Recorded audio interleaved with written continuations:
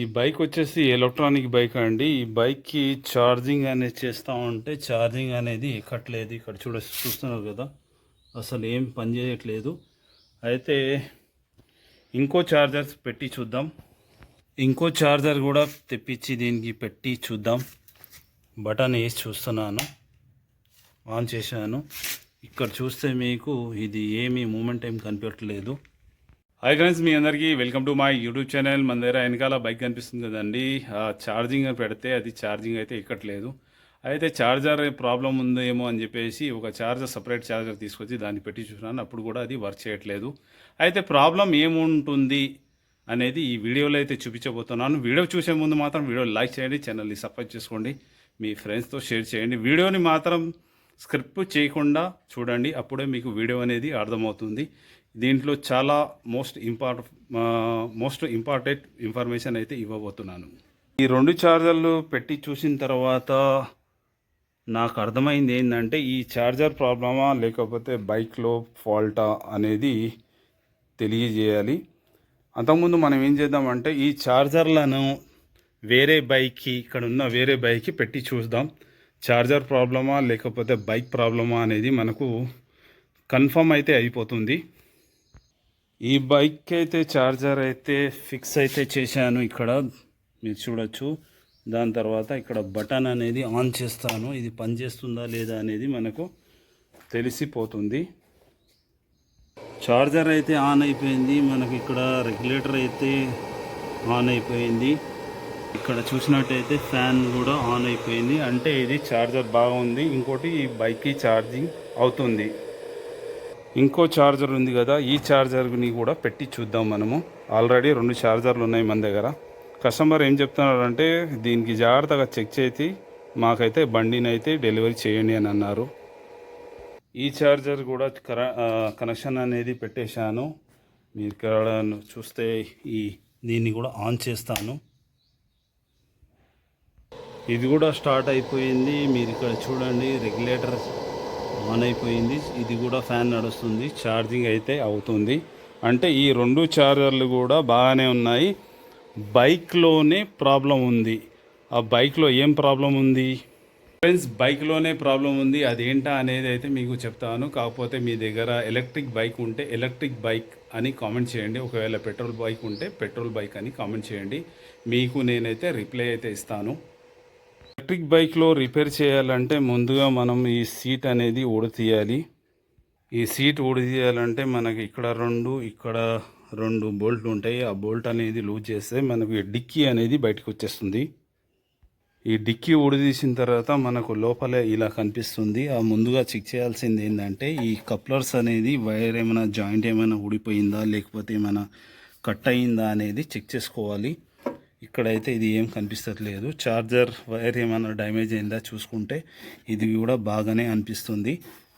ఇంకోటి వచ్చేసి మనకు ఇక్కడ కంట్రోలర్ వైర్స్ కూడా చెక్ చేసుకోవాలి.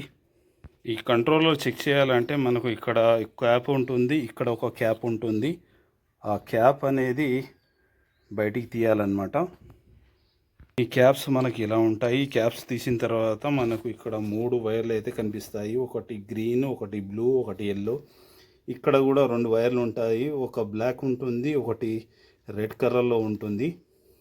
ఇక్కడ చూస్తుంటే ఈ వైర్స్ మరియు కనెక్షన్స్ అయితే బాగానే ఉన్నాయి. కాకపోతే ఇదైతే ఇలా చెక్ చేయాలి. మల్టీమీటర్ తీసుకొని దాన్ని ఇక్కడ 200 ఫామ్లో పెట్టుకోవాలి. మనకి ఇక్కడ ఇట్లా 00 కనిపిస్తుంది. ఇలా పెట్టిన తర్వాత ఒక వైర్ అనేది ఒక దానికి టచ్ చేసి పెట్టాలి. ఇంకో వైర్తోని ఇక్కడ మనం టచ్ చేస్తే మనకి ఇక్కడ సిగ్నల్స్ అనేవి వస్తాయి. చూస్తున్నారా, 54, 53 అనేది వస్తుంది. అంటే బ్యాటరీ అయితే బాగానే ఉంది, కాకపోతే కనెక్షన్ అనేది ఎక్కడో కట్ అయిపోయి అనిపిస్తుంది. ఎలక్ట్రానిక్ వైర్లు మరియు బ్యాటరీ కంట్రోల్లో చెక్ చేయాలంటే ఈ మల్టీమీటర్ అనేది చాలా అవసరం అండి. ఇది ఉంటుంది 200 రూపాయలే. కాకపోతే ఇది మనకు మంచిగా అయితే పనిచేస్తుంది. ప్రాబ్లం అయితే ఇక్కడ అయితే కనిపిస్తలేదు, ఎక్కడో వైర్లో ఉంది. అది మొత్తం మీకు చూపిస్తాను.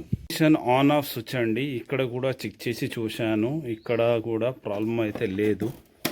మరి ప్రాబ్లం ఎక్కడ ఉంది అనేది తెలుసుకోవాలి. ఇక్కడ చూస్తే మనకు ఇది చార్జర్ సాకెట్ అన్నమాట. ఇక్కడ నుంచి అయితే వోల్ట్ అయితే పాస్ అవుతుంది, కాకపోతే బయటికి అయితే రావట్లేదు.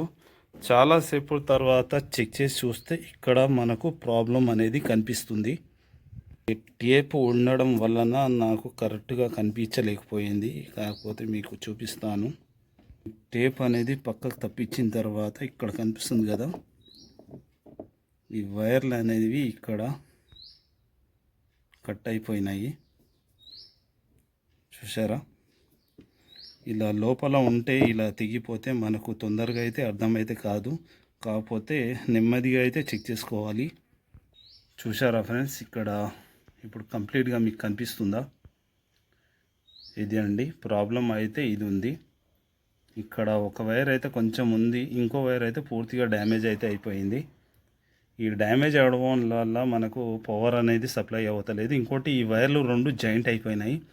అలాంటప్పుడు బ్యాటరీ కూడా ఫెయిల్ అయ్యే ఛాన్స్ ఉంటుంది, కంట్రోలర్ కూడా దెబ్బతినే ఛాన్స్ అయితే ఉంటుంది. ప్రాబ్లం అయితే దొరికింది, దీనికి వైర్లు జాయింట్ చేసి మీకు చూపిస్తాను.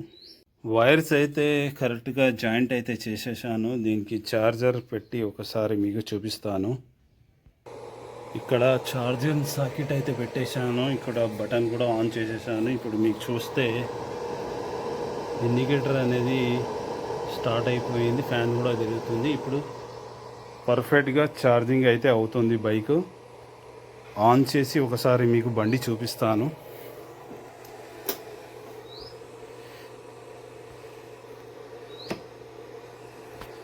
బైక్ కూడా రన్నింగ్ కూడా అవుతుంది.